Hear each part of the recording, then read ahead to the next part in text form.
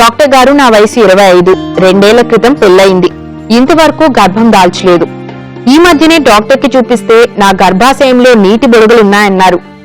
ఏవో మందులు వాడమంటే వాడుతున్నాను. అయితే ఎన్నాళ్ళు ఇలా వాడాలి, ఎప్పటికీ అవి తగ్గుతాయి అని అడిగితే డాక్టర్ ఖచ్చితంగా చెప్పడం లేదు. నాకెందుకో భయంగా ఉంది. అసలు నాకు పిల్లలు పుడతారా అని అడుగుతున్నారు. అంటే నీటి బొరుగులు PCOS, పాలిసిస్టిక్ ఒవేరియన్ సిండ్రోమ్ అంటామాట. ఈ నీటి బొరుగుల వల్ల అండముడు సిస్ట్ జరుగుతుంది. ఓవరీస్లో మనకు కావాల్సిన అండాలు తయారవుతాయి. ఈ అండాలు తయారు సిస్టులు మారిపోతాయి. అంచేత ఓవరీలో మోర్ దాన్ 12 సిస్టులు అంటే PCOS అంటే కదా మోర్ దాన్ 12 ఉన్నట్లయితే వాళ్ళు అన్నం విడుదల ఉండదు. అలా కాకుండా 4-5 ఉన్నాయనుకోండి, అన్నం విడుదల మారుగా ఉంటుంది.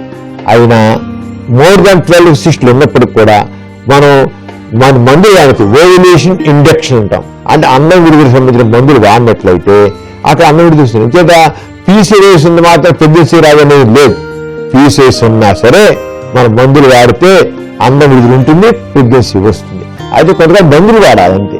దాని తగ్గట్టుగా అక్కడ బరువు ఎక్కువ ఉంటే బరువు తగ్గాలి, రోజు ఎక్సర్సైజ్ చేయాలి. అలాగే మనకి షుగర్ లాంటి తత్వం దాని దగ్గర చేసుకోవాలి. దానికి మెట్రాఫార్మిన్ టాబ్లెట్స్ ఉంటాయి వేసుకోవాలి. ఇవన్నీ డాక్టర్ ఇస్తారు చేసి తప్పకుండా వస్తుంది. రాకుండా ఎక్కబోతుంది, ప్రెగ్నెన్సీ వస్తుంది.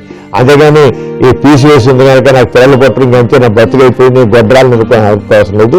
మందులు వాడితే తప్పకుండా ప్రెగ్నెన్సీ వస్తుంది.